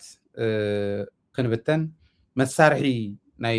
ጸላኢ ዕሱባት ኮይኖም ከገልግሉ በመግባር ነንባዕልና ከባልዑና ብምኳር እዩ ዝብል ይዘለን እዚዩ ከም ዘሎ ኮይኑ መሬትና ንሽጥ ዝብል ከዓ መፅኦም ኣሎ መሬትናስ ንህግሮ ዝብሉ ንዓለም ይግሮሞ ታሪክ ናይ ዓለም የምፅሞ ምዕራብ ትግራይ ሂብና ካሊእ መሬት ሂብና ታዘላ ትግራይ ንምሓደር ዝብል ከዓ ከምዚ ዝበለ ናይ ፕሮፓጋንዳ ስራሕ ይስራሕ ኣሎ ኣብ ኣክሱማውያን የርእዮ ሰብ ይሰድለይ ቁራጽ ናይ ኣክሱማውያን እያ ብርግጽ ሳቶም ኣበይ ከም ዘሎ ይፍለጥ ከምቶም ዝበልክዎም ፕሮፓጋንዳ ሚድያን ፕሮፓጋንዳን ብምጥቃም ዝበልክዎም እቲ ሚድያ ፕሮፓጋንዳ ናይ ጸላእቲ እናፈሰሉ ጻድቃን ዝምውሎ ስሩ እንታይ ክበሮ ሙትሩስ እዩ እንዳበለ ሙትሩስ እዩ ተቆልዓ ምንም ዘይብሉስ ዓብይ ዝኾነ እዩ ዝመስሎ እንዳበለ እንዳገለጾ እንዳሃለወ ግን ይጥቀምሉ ፕሮፓጋንዳ ህዝቢ ትግራይ ተስፋ ንክቆርጽ መሬትና ኾነ ሃብ ኢልኩም በሉ ንሃብ ኢሉ መሬቱ ዝህብ ህዝቢ ከም ዝኾነ ምሲሎም መሬትና ንሃብ ፊንላንድ ከምኡ ጌራ እያ እከለ ከምኡ ጌራ እያ ኢሎም ዝዛረቡ ሰሚዐ ስምዕዋ እዚኣ ብርግጽ ብዙሕ ጎድኣኩም ይኽእል ግን ከምዚ ዝበለ ሰብ ርአ ይፈልጥን ኣነ 1940 ፊንላንድ ብ1940 ዓመተ ምህረት ፊንላንድ ምስ ሶቪየት ሕብረት ክገጥም ተላ ኩናት 11% ግዛኣቶም ሂቦም ወፂኦም ምክንያቱም እቲ ኩናት መጥፊእ ነይሩ ከም ህዝቢ ክበልዖም ዝኽእል ነይሩ ክሻዕ ክቱን የተመለሰን ትመሬቶም ሂቦም ሃገሮም ፊንላንድ እንታይ ገይራ ኣብ ሞሮ ፎከስ ገይሮም ኣብ ሳይንስ ኣብ ቴክኖሎጂ ፎከስ ገይሮም ህዝቦም እዚ ካብ ናይ ራሽያ ህዝቢ ላዕሊ ዝበዝሕ ፐር ካፒታ ኢንካም ኣለዎ ብጣዕሚ ዝተራቐቐ ብቴክኖሎጂን ብሳይንስን ኳሊቲ ሃይ ኳሊቲ ዝኾነ ናይ ትምህርቲ ካሪኩለም ዘለዎ ዓዲ ብ1918 ዓመተ ምህረት ራሽያ ኣብ ቀዳማይ ዓለም ኩናት ብሬስቶቭስክ ዝበሃል ትሪቲ ፈሪማ ካብ ውግእ ወፂያ ምክንያቱም ኣብ ውሽጦም ብጣዕሚ ተዳኺሞም ነይሮም መሬት ሂቦም እዮም ወፂኦም ራሽያ የማን ሓለፎም እዩ ዝበሃል መሬት ሂብና ንውፃእ ይብል ንብልፅግናስ መሬት ሂብና እዮም ንውፃእ ፊንላንድ ከምኡ ጌራ እያ በቃ መሬት ሂባ ወፅያ ሕዚ ምዕብልቲ ኮይና ኣላ ከምዚ ዝበለ ጉድ እንታይ ኣለዎ ብክድኑ ኣብ ገዛኹም ኣብ ርእስኹም ኮይኑ እንተዝተርፍ ናብ ካሊእ እንተዘይተውፅዎ ሰብ እንተዘይንዕቆኩም እንታይ ኣለዎ ሰብ እንተዘይንዕቆ መሬታ ስለ ዝሃበት እያ ፊንላንድ ዓብያ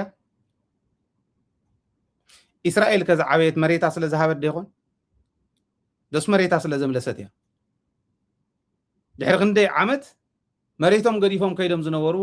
ተመሊሶም ምድረ በዳ ሃገሮም እንዳስፍሑ እታ ዝነበረት እስራኤል ክንመልስ ኢና ኢሎም እስካዕ ሕዚ ዝገብርዎ ዘለው እስራኤል ዝዓበየት ኣብቲ ሕዚ በፂሓቶ ዝኒሃ ዓለም ተሽከርክር ዘላ ዓዲ እስራኤል ዝዓበየት መሬት ስለ ዝሃበት ዶ ይኾን ቻይና ዝዓበየት መሬት ስለ ዝሃበት ድያስ መሬተይ ፍጹም ይለቀቕን እንደውም ናተይ ግዝኣት ዝነበራ ናይ ቀደም እውን ከምልስ እየ ስለ ዝበለት እያ ከምዚ ዝበለ ጉድ የለን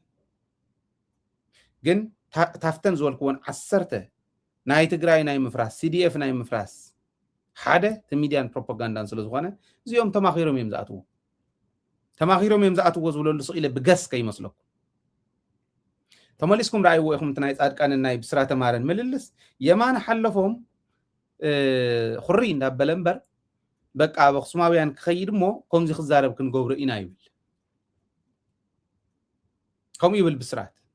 ስኻውን ንጎረ ኢኻ የማንን ዓምዶምን ገብረ ስላሴ ናይ ዓረና እዚኦም ክልቲኦም ከቕርቡ ክንገብር ክንክእል ኣለና እዚ እንድሕር ጌርና እቲ ማኒፌስቶ ከምዚ ክንገብሮ ኢና ይብሉ ማኒፌስቶ ናይ ጻድቃን እዩ ዘቕርበልና ዘሎ ኣነ ኣቕሪበ እየ ብቐዳማይ ልብ በል ኩሉ ግዜ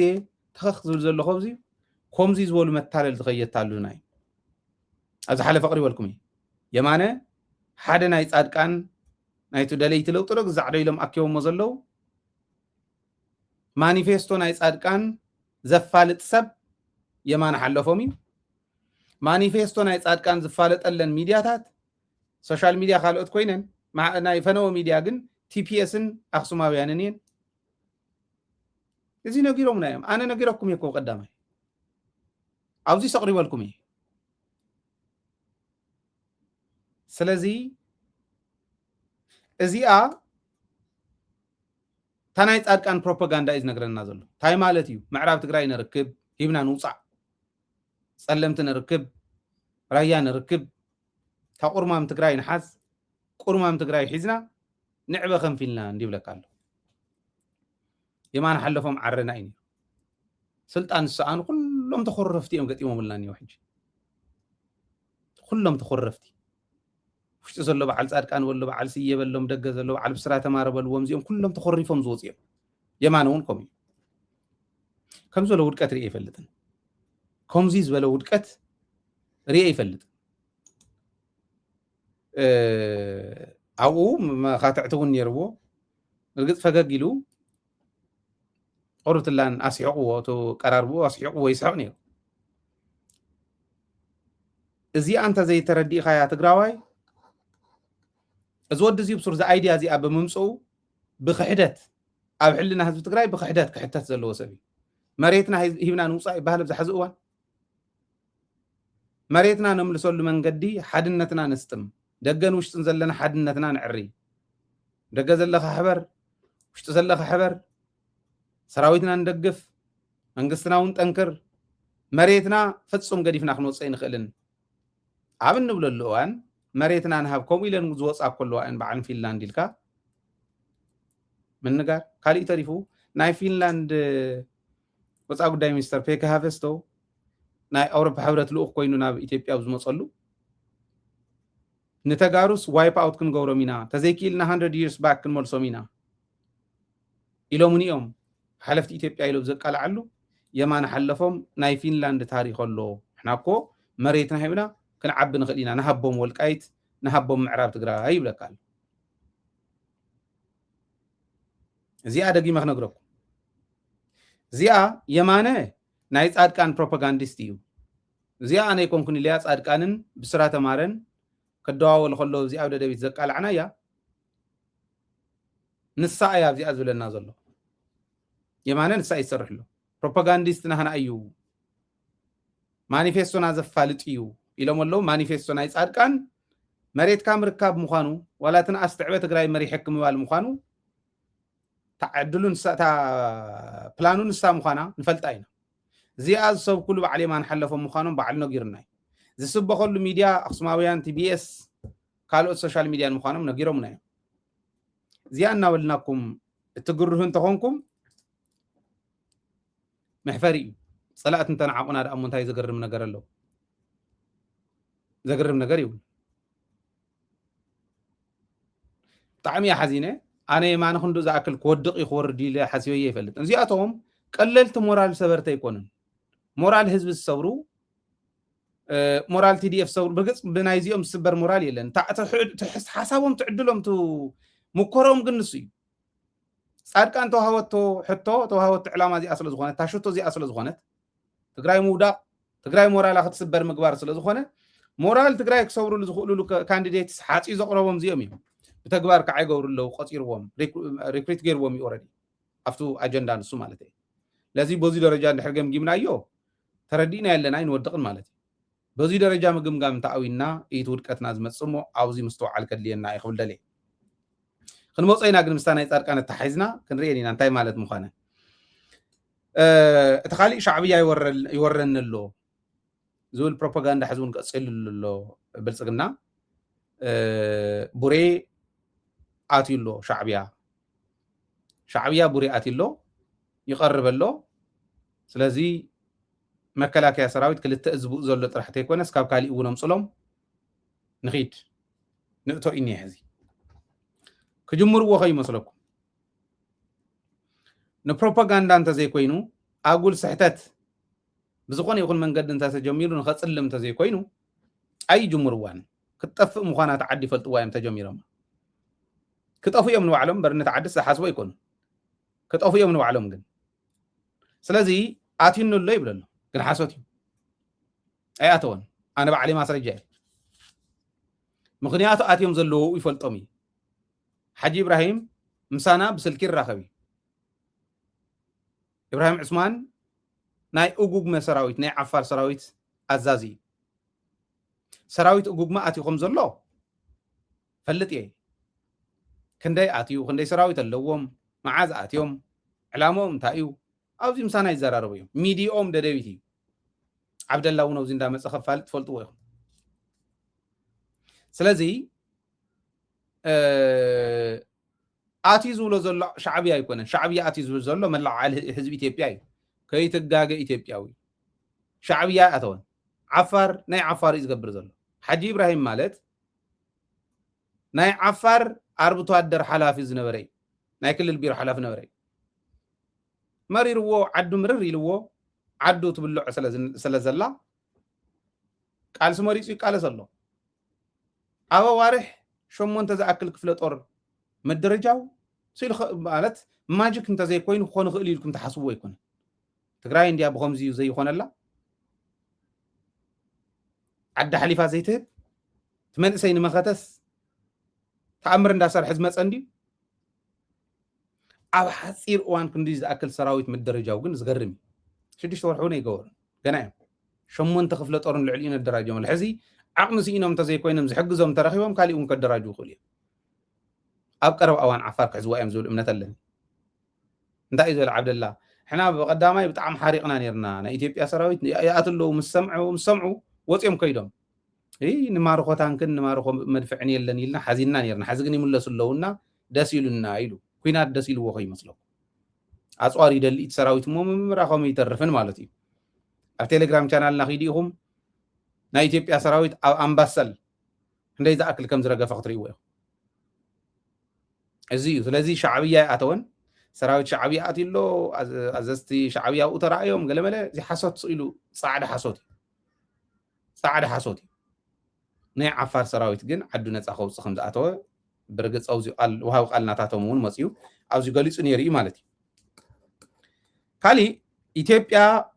ድሕሪ ፋኖን ኦላንስ እንታይ ትኾን ይመስለካ ዝብል ሓደ ወዲ ይድውለለይ ድሕሪ ፋኖን ኦላን ምዕዋቶም እንታይ ትኾን ይመስለካ ይብልን እሞ ታይዎ ሓሲቡ ንሱ ማለት ፍርሒ ኣለዎ ፋኖን ኦላን مساعته ኢትዮጵያ መብትታና ጸገም የለን ሸተት ኢላ ክትከትኽእል እያ ሪፐብሊክ ኦፍ ትግራይ ሪፐብሊክ ኦፍ ግዛዕ ሪፐብሊክ ኦፍ ግዛዕ እናተባህለ ኩለን ክኸዳ ይኽእላ እየን ንሱ ዝሓሰቦ ዝፈርሖ ግን ብልጽግና ብፋኖን ብኦላን ምስተሰዓረ ሸተት ንዘይምባል መሊሰን ኣህዳዊት ኢትዮጵያ ንምምስራት ይኸዱ ዶ ይኾኑ እዩ تنات حساب نسي تود أورومي عباي أورومي أخت مصرته اللي دلي انت أسا تحزل أورومي هاجر كتكون اللي دلي سلازي تحساب نسي بدن بون سلتنا قاقرنا تفرحوا جن أولان فانون مستعوتو قعوتي يوم حزي من تريون مستعوتو تيبيا أهداويت تيبيا عندنا خن مسرتنا دخون كل يخونو مقال سنا خيبر عنو مالتي أنا خجاوزو زيا ውስጥ በከፍት የኦሮሚያ ህዝብ መዝሙር ነው እንግዲህ የኦሮሚያ ህዝብ መዝሙር በኦሮሚያ ክልል የሚማር ተማሪ ሁሉም ይዘምራል ማለት ነው የሚገርመውን ነጥብ በጣም አስረዳቻለሁ እና ሚላምና ኦሮሚያ የትልቅ ታሪክ እናት የኦሮሞች እምብርት የገዳ ስርዓት አዳራሽ የህግና ስርዓት መሬት የጨፌ ኦዳ እናት የመቶ ዓመት እድፍ በጣም ያዙልኝ የመቶ ዓመት እድፍ በደማችን አጠብንልሽ ይትርጉም አለው በብዙ እልፍ እልቂት ባንዲራችን ከፍ አደረግን በጣም የሚገርም ነገር በብዙ እልፍ እልቂት ባንዲራችን ከፍ አደረግን ይህ መዝሙር ግን ማን ነው መዘመር ያለበት ለአንድ ሀገር ላሉ አላ ሀገር አይደል ስለዚህ እዛ ሊሉ አላ ሀገር እየተመሰረተ ማለት ነው በብዙ እልፍ እልቂት ባንዲራችን ከፍ አደረግን የትኛውን ባንዲራ እዛ ከግብጽ ዞት የመጡትን ካብ ግብጽ ሒዞም መዝመፁ ይብሎም አለው حزي أورومون محران حاويرو خي نبرمو أهداويت إثيوبيا خي مسرتو إثيوبيا خز مرز اللوو بقى يموت آمد إدفن دزي استكاكل منامن موالهم يقايو إثيوبيا خز مرز نورئيهم كمزول زلو بايزوي إنو أورومو سويل زلو تصليت ملج أبيليو سيز زارب زول دزي جن هزيهم نايول لقافانو حزي أنا سقاطلن مالت ኢትዮጵያ ስኢላ ናይ ትርምስ ማእከል ከይትኾን ሞን ትግራይ እውን ሓደጋ እዩ ኣብኡ ናይ ሽብር መፈልፈል እንተሃልዩ ንዓና እውን ሓደጋ እዩ ስኢላ ግን ሸተት ኢላ ክትከይድ ነፃነትን ክእውጃ ይደሊ እየ ከምኡ ዶ ትኾነ ይትኾነን ዝብል ግን ሕቶ ምልክት ክኾን ይኽእል እዩ ንዓይ እውን ሕቶ ምልክት እዩ ብርግፅ ተወዲ እውን ሕቶ ምልክት ክፈጥረሉ ይኽእል እዩ ተዋና ነገር ግን ክልቲኦም ሓደ ክኾኑ ዝኽእሉ ይኮን ለዚ ኣብዚዩ ዓራቂ ሮል كتقم زلو خت مكر زلوا خسرح زلوا تقرأ كتكبر زلوا تقرأ عراقي مو رول كل واخل الله أما ما أخلي تقينا خت كيد كتكل اللوا تقرأ بهالي يعني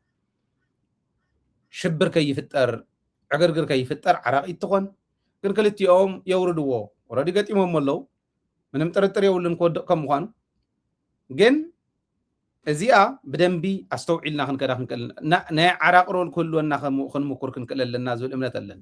መርት ዝዛረቡ ዘሎ ሕዚ ዓብይ ሓደጋ እዩ አስተውዒልኩም ስምዕዎ እና ህገዳ አሁን አገርትን ሽዋን አጠቃላይ አዲስ አበባን ጨምሮ የሚያወረብለውን ይህን ከግብጽ የመጣ ባንዲራ ነው ማለት ነው ከፍ ያደረጉ በብዙ እልፍልጭት በደማችን ከፍ አደረግን ግን ይህ ስኒ ግን መሆን የነበረበት በብዙ እልፍልጭት ባንዲራችን ከፍ አደረግን ማለት ለኢትዮጵያ ለሉዓላ ሀገር ነው መዘመር ያለበት ስለዚህ ይህን መዝሙር ኦሮሚያ ክልል ውስጥ ያለ ትውልድ ይማራል ማን ነው የሚማረው ሁሉም አማራውም ትግሬውም ጉራጌውም ሀዲየውም ሶማሌውም አፋሩም እዛ ክልል ውስጥ ያለ ይማራል ማለት ነው ስለዚህ ሉዓላዊ ሀገር የመመስረቱ እድል ወይም ሁኔታዎች ተመቻችተዋል ጊዜን የሚጠብቀው ማለት ነው እና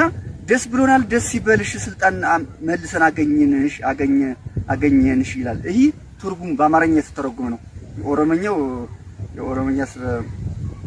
ማለት ሱንተውና ስለዚህ ከዚህ አንፃር ኢትዮጵያ ውስጥ ያለው ነገር አንድ ሀገር አለ ለማለት ያስችል ለጊዜው ነው ሁለተኛው ለመጨረሻ አንድ ጥያቄ ላቅርብልህ የአማራ ህዝብ ጠላት አለው ብለህ ታምናለህ ነበረውስ በጣም ጥሩ የአማራ ህዝብ ጠላት ነበረው አለው ግን አልተነገረም ያልተነገረበት ምክንያት እንግዲህ 400 ዓመት ገደማ ጎሳዎችን ይዞ የገባ ጠላት አለ እሱም በሰነት ተሰንዶ በግዝ ተጽፏል አባ ባህሪ የብርብር ማርያም ጋሞ ክፍለ ሀገር ውስጥ የሚገኝ የብርብር ማርያም ቤተክርስቲያን መነኩሴ ጽፎ ያስቀመጣል በመጀመሪያ ጎሳዎችን ይዞ እንዴት እንደገባ ይህንን ጎሳ ግና እነ ምኒልክ ይህንን ጎሳ ከኢትዮጵያ ህዝብ ጋር አንድ አድርገው በገዙበት ሰዓት ከኢትዮጵያ ህብረተሰብ ጋር ወጉን ባህሉን ለምዶ የራሱንም ወግ ባህል ጥሩ ወግ ባህል ይዞ ይቀጥላል ብለው በመጋባት በተለያየ የሥራ ኃላፊነት አሰማርተው አንድ ይሆናል ብለው አስበው ነበር ገዳ ግና የጦርነት ባህሉን የማፈናቀል የመግደል ያስሰቃቂ ግድያ የመፈጸሙን አልተውም በእነማን አማካኝነት ገዳ የሚመራቸው ንዑስ ጎሳዎች አሉ ይቱ ከረዩ ቄሮ ኦነግ ሸኔ እየተባለ ሰዎች አንድ ናቸው ስማቸው ነው የሚቀየረው እነዚህ ዛሬ ህዝባችን በወለጋ ባርሲ አሰቃቂ ግድያ እየገደለ የሚኖር ጠላት አለን ግን ተደብቆ አልተነገረም ፖለቲከኞቻችን ማን እንደሆነ ጠላት አላወቁም እስካሁን ድረስ 50 ዓመት ትግል ሂደት ተካሂዷል ከዛ ተሰዎች ጀምሮ ግን ጠላትን ሳያውቁት የተካሄደ ትግል ነው እኛ ፖለቲከኞቻችን እኛ ላይ ግልጽ እንድታረግልን የምንፈልገው ነገር የገዳ ስርዓት ማለት ህዝባችን የሚያውቀው በሽምግልና እና በእርቅ ነው አሁን ደግሞ አንተ የምትለን ነገር ከዚህ በተቃራኒው ነው ምናልባትም ገዳ የጦር ድርጅት ነው ብለህ ታምናለህ በጣም ገዳ ማለት እንዳልኩት የጦር ድርጅት ነው የጦር ተቋም ነው ግንሳ ይባስ ብሎ ደግሞ ያላወቀው ህዝባችን ያላወቀ ፖለቲከኞቻችን በዩኒስኮ እንዲመዘገብ ተባባሪ ሆኖ ዩኒስኮ ላይ አስመዘገቡት ምንድነው አስመዘገቡት የሽማግሌና ያባወራዎች ተቋም ያሰራቂ ተቋም ተብሎ የተመዘገበ ግን መሆን ያለበት ይህ ተቋም ተወግዞ እኛም ለዓለም አቀፍ ማህበረሰብ አስተዋውቀን ያሸባሪ ቡድን መሆኑን መካከለኛው ምስራቅ ላይ አይሲስ እንደተፈጠረ ሁሉ በአፍሪካ ብቸኛው ኢትዮጵያ ውስጥ የተፈጠረ የአይሲስ ቡድን ማለት ገዳ ነው ተደርጅት ነው ለምን እሱ ባህሉም ወጉም እሴቱም ጦር ነው በኢትዮጵያ ህዝብ ላይ በኢትዮጵያ ነባር ህዝብ ላይ በየ8 ዓመቱ በሳይክል ወይም በዙር የሚካሄድ ጦርነት እያካሄደ የኢትዮጵያን ነገድ ያጠፋ የጦር ድርጅት ነው ያጠፋቸው ነገዶች በዩኒስኮም ተመዝግበዋል እነ 28 ከነሱ ለምሳሌ በጣም የሚታወቁት ጋፋትና እናሪያ የሚባል አሁን ኢሉባብር የሚባለው አካባቢ ይኖር የነበረ ህዝብ በግዲ ወንዝ አካባቢ ጠፍቷል ሌሎችም ጠፍቷል በመመናመን ላይ አሉ አሁን የአማራን ህዝብ ጨምሮ በዚህ የጦር ድርጅት ምክንያት የተፈደለ እና እየተፈናቀለ ያለ ነው እስካሁን ድረስ ግን ፖለቲከኞቻችን ይህንን አላወቁትም ካሁን በፊት የእምነት አባቶቻችንም ይህንን ነገር